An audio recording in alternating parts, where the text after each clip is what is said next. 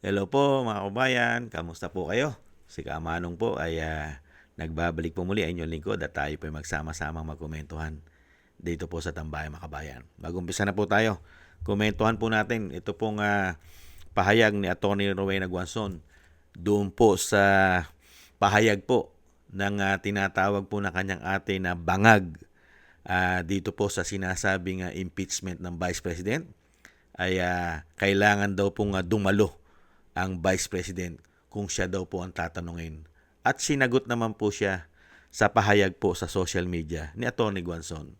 Komentuhan po natin. Ito pong pinag-uusapan na sa social media, mga kababayan. Basahin po natin. Yan po mga kababayan, ang sinasabi po sa kanyang statement at pahayag nung nakarang araw.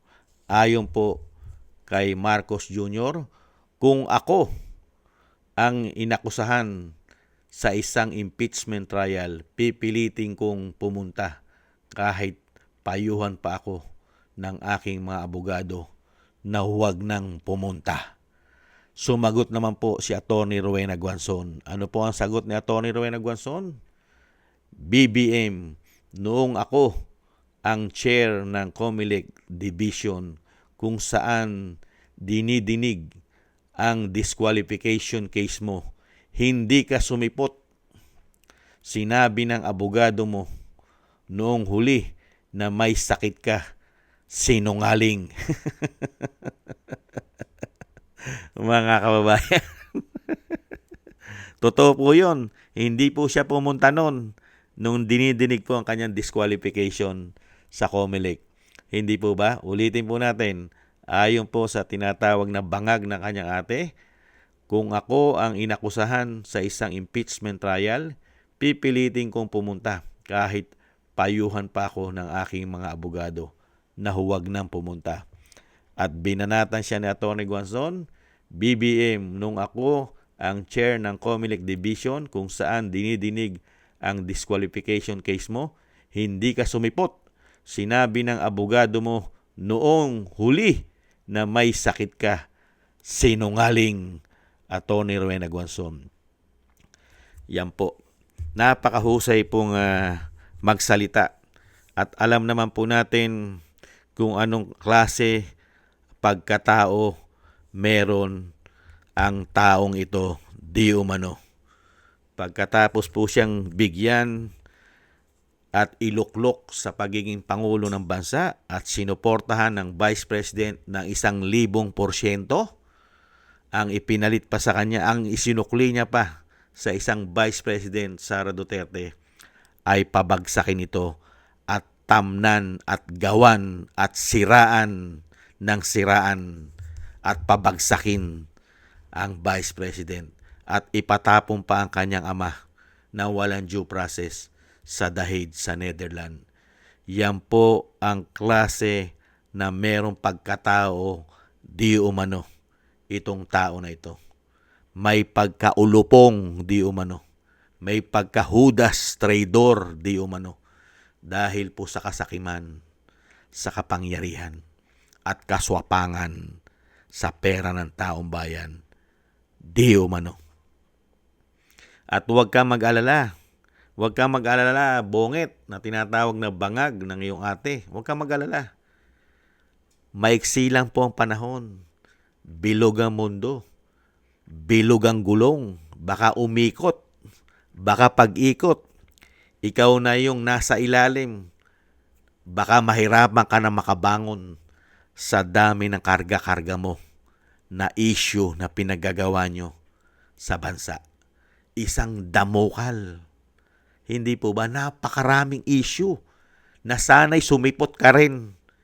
Pagdating ng panahon na wala ka na sa kapangyarihan, lalabas na lahat ang issue mo. At sana sumipot ka sa napakarami mong sasaguting issue. Napakarami.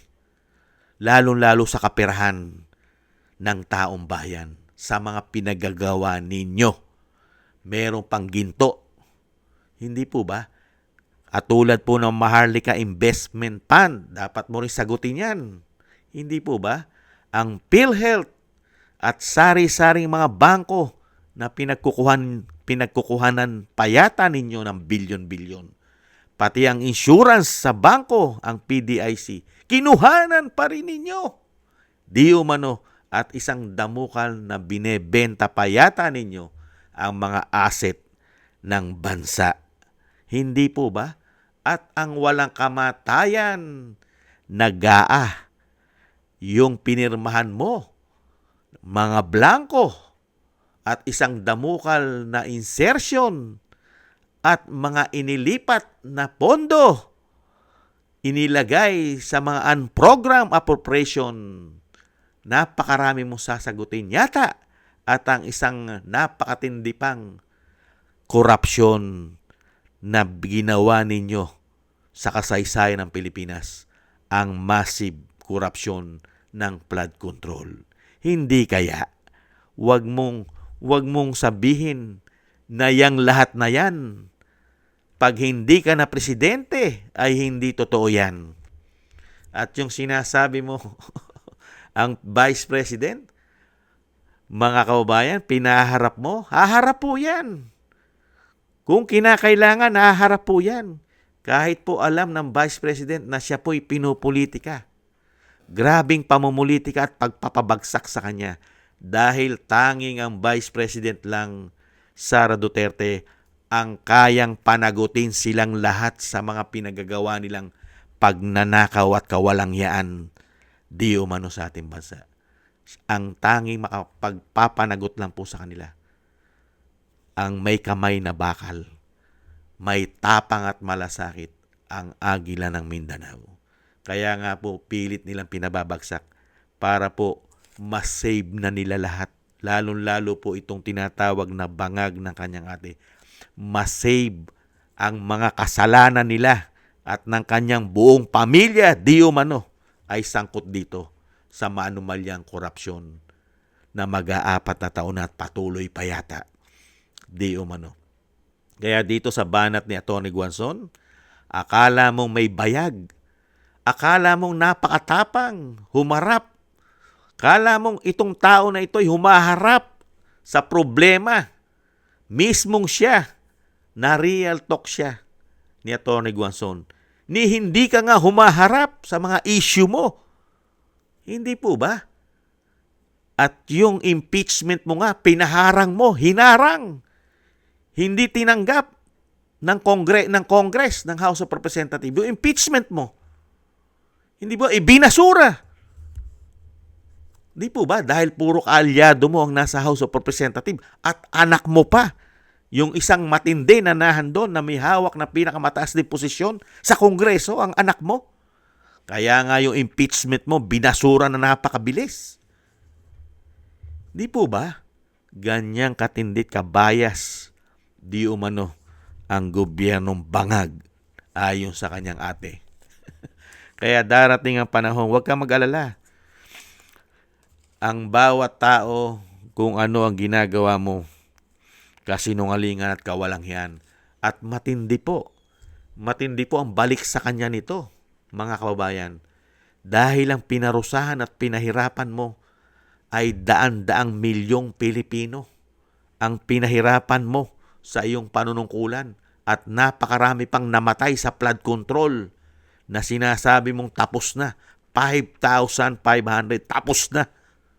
Ang nangyari, natapos ang pera at naubos at nagkamatay pa ang karamihang mga Pilipino.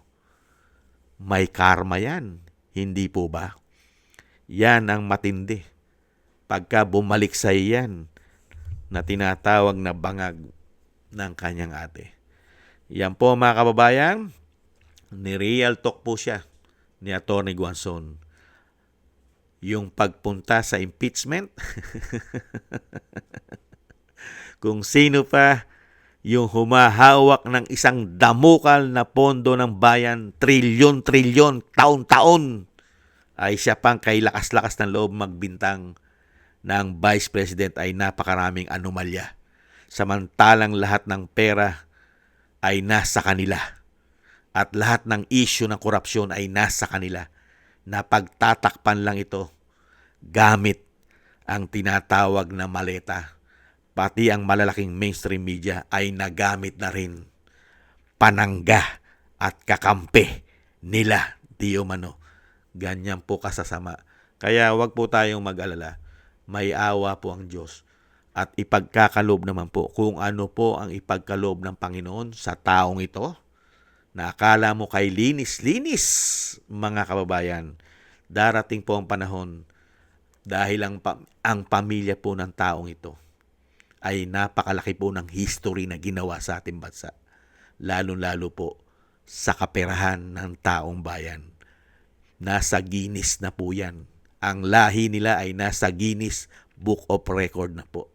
Kaya paano masasabi na napakatino at napakahusay at napakalinis ng lahi niya?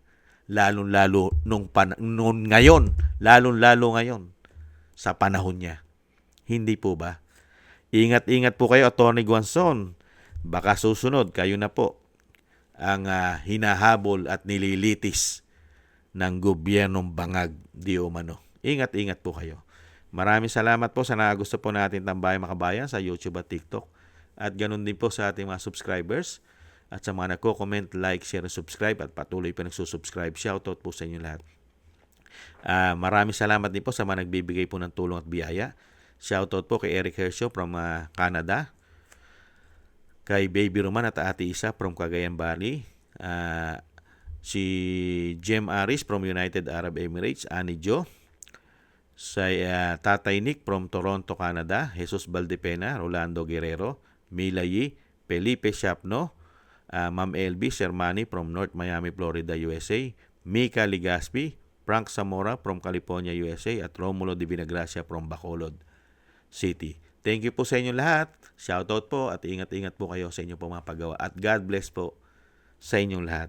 Muli po mga kabayan, taste lang po tayo. Paalam. Bye-bye.